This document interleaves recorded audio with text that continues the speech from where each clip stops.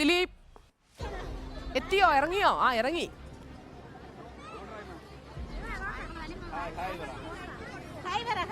സുജിയ, ഇത് നോക്കിക്കേ, 2 വയസ്സുള്ള ഒരു കുട്ടിയാണ്, നീന്തി കളിക്കുകയാണ്.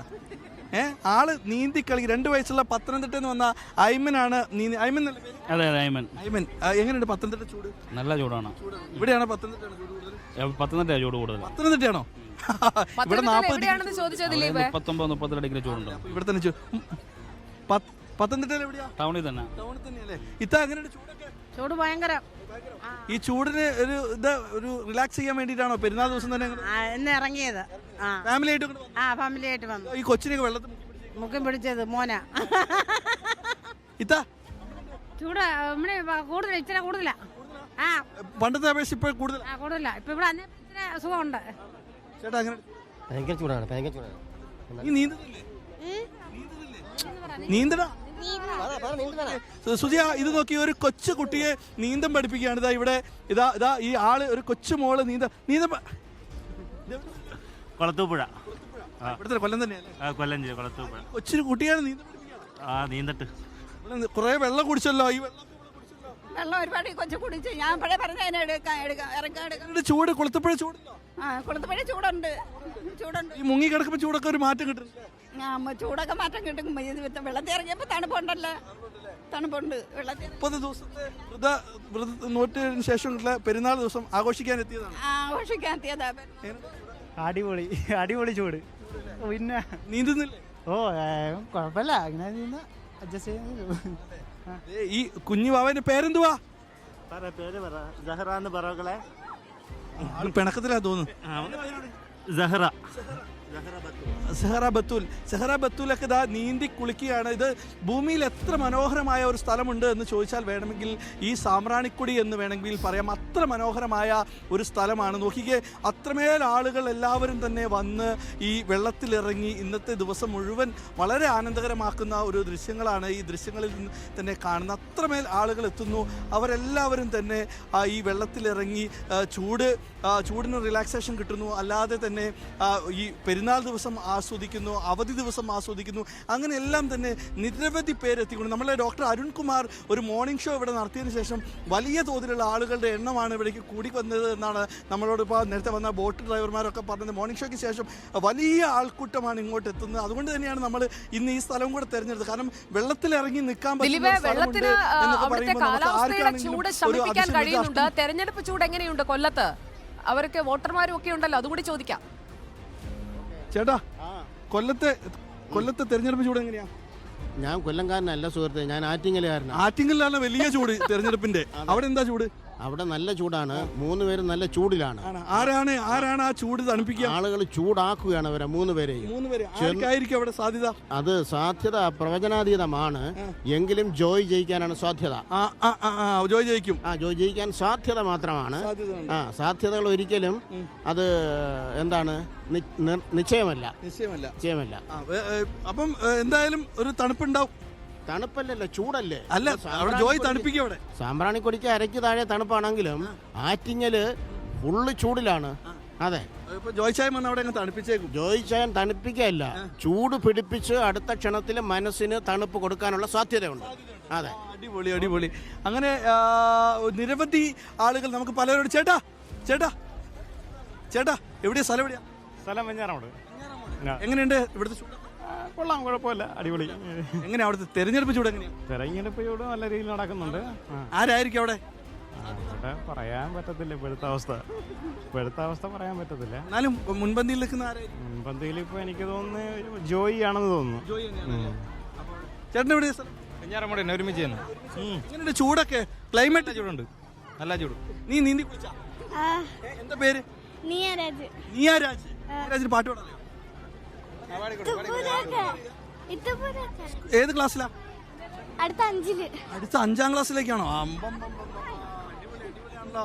അങ്ങനെ പാട്ട് പാടാൻ അറിയില്ലല്ലോ? TV ലൈവാണ്. ഇങ്ങ് വാ, ലൈവ് കേറുക, സമയമില്ല. പെട്ടെന്നൊരു പാട്ട് പെട്ടെന്ന്.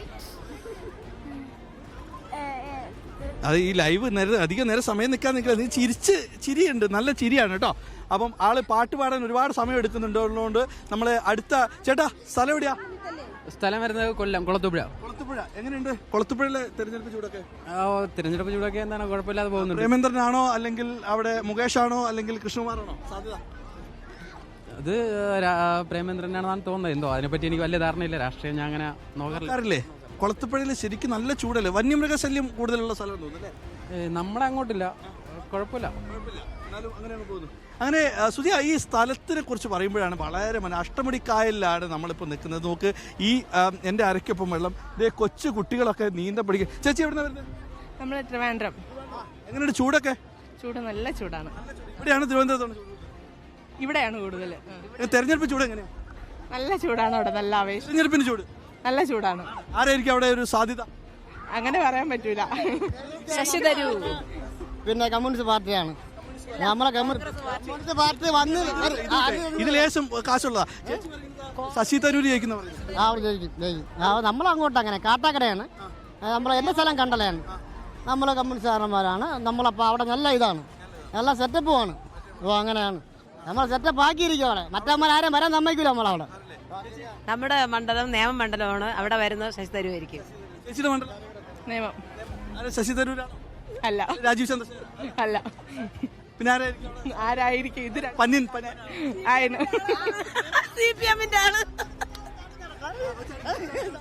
ചാടിക്കോ. ആ ചേട്ടൻ നല്ല വെള്ളത്തിലേക്ക് ചാടിയിരിക്കുകയാണ്, നന്നായിരിക്കുന്നത്. ചേട്ടൻ ചാട്ടം വളരെ മനോഹരമായ ചാട്ടമാണ്, എല്ലാവരും തന്നെ ആസ്വദിച്ചിട്ടുണ്ട്. ചേട്ടൻ അതെ, ചേട്ടൻ വെള്ളത്തിലാണ് പോയിട്ടുള്ളത് അല്ലേ? അരയ്ക്കൊപ്പം വെള്ളത്തിലല്ല പറയുന്നത്, ഞാൻ ഉദ്ദേശിച്ച അരയ്ക്കൊപ്പം വെള്ളത്തിൽ നിന്നാണ്. ചേട്ടൻ അരയ്ക്കൊപ്പം വെള്ളത്തിൽ നിന്നുകൊണ്ടാണ് ഈ അഭ്യാസങ്ങളൊക്കെ നടത്തിയിരിക്കുന്നത്. ചേട്ടാ എവിടുന്ന് വരുന്നു? ഞങ്ങൾ തിരുവനന്തപുരം. ഇവിടുത്തെ ചൂടാണോ തിരുവനന്തപുരത്തെ ചൂടാണോ? തിരുവനന്തപുരം ചേട്ടനേക്കാൾ ഇത് ഇവിടെ വളരെ കംഫർട്ടബിൾ ആണ്. കംഫർട്ടബിൾ ആണോ? മോളെ പേരെന്താ? ഭാഗ്യ. മോളെ ഐശ്വര്യ. മിനി. പേര്? മഹേഷ്. എങ്ങനെ, എവിടെയാ സ്ഥലം? ഈ തെരഞ്ഞെടുപ്പാണോ ചൂട്? തെരഞ്ഞെടുപ്പിന്റെ ചൂടിൽ എവിടെയാണ്, ആരാണ് അവിടെ സ്ഥാനാർത്ഥിയായിട്ട് വരുന്നത്? ഞങ്ങൾക്ക് അവിടെ ശശി തരൂർ സാറാണ് ജയിക്കുമെന്ന് വിചാരിക്കുന്നത്. രാജീവ് ചന്ദ്രശേഖർ അതുപോലെ പന്നീര chance, there is a chance. Yes. ചേച്ചിക്കോ? BJP-യുടെ രണ്ടുപേര് ഹസ്ബൻഡ് ആൻഡ് വൈഫ്. അപ്പൊ എന്തായാലും രാജീവ് ചന്ദ്രശേഖർ. അപ്പോൾ ഈ ചൂടത്ത് വിവിധ രാഷ്ട്രീയത്തിൻ്റെ ചൂടും ചർച്ച ചെയ്യുന്നുണ്ട്.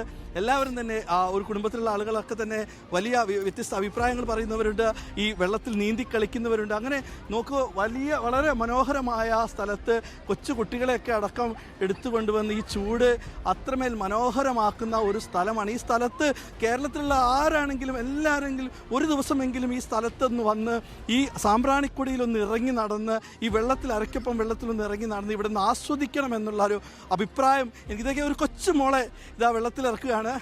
ആ കൊച്ചുകുട്ടി ഇതാ ആസ്വദിച്ചിറങ്ങുന്നുണ്ട്. ചേച്ചി, മോളെ പേരെന്താ? മോളെ പേര്? നഥാനിയ. നഥാനിയ. അടിപൊളി. എവിടുന്ന് വരുന്നു? ഞാൻ നല്ലില്ല. അതെവിടെയാ? ഇല്ല, കൊല്ലം ജില്ല നല്ലില്ല, പെരുമ്പുഴ. ആൾക്ക് മൈക്ക് അവിടെ ചൂടെങ്ങനെയുണ്ട്? ഭയങ്കര ചൂടാ. ഇലക്ഷൻ എങ്ങനെയാ? ഇലക്ഷനോ ഒന്നും തീരുമാനമായില്ല. ആർക്കായിരിക്കും സാധ്യത? സാധ്യത ആർക്കായിരിക്കും? അതൊന്നും പറയാൻ പറ്റത്തില്ല. ചേട്ടാ, ആർക്കായിരിക്കും സാധ്യത കൊല്ലത്ത്? വലതിനായിരിക്കും സാധ്യത. വലതിനാണ് സാധ്യത. മുകേഷ് അതുപോലെ നമ്മുടെ കൃഷ്ണകുമാറൊക്കെ? എങ്കിൽ പ്രേമേന്ദ്രൻ തന്നെ വരും. യാതൊരു സംശയമില്ല.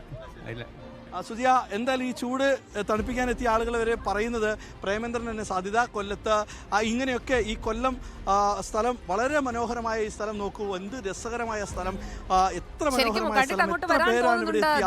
എനിക്ക് മാത്രമല്ല, നമ്മുടെ വാർത്താ സംഘത്തിൽ ഇവിടെയുള്ള ആളുകൾക്കൊക്കെ അവിടേക്ക് വന്ന് ഇതുപോലെയൊക്കെ ഒന്ന് ഇറങ്ങി നിൽക്കണം, ഈ ചൂടൊക്കെ ഒന്ന് തണുപ്പിക്കണമെന്ന് ആഗ്രഹമുണ്ട്. പക്ഷേ നമുക്ക് ആശിക്കാനേ പറ്റൂ. ദിലീപിന് ആശ തീർക്കാൻ പറ്റി. അപ്പോൾ thank you Dileep. Thank you Sujiya, thank U.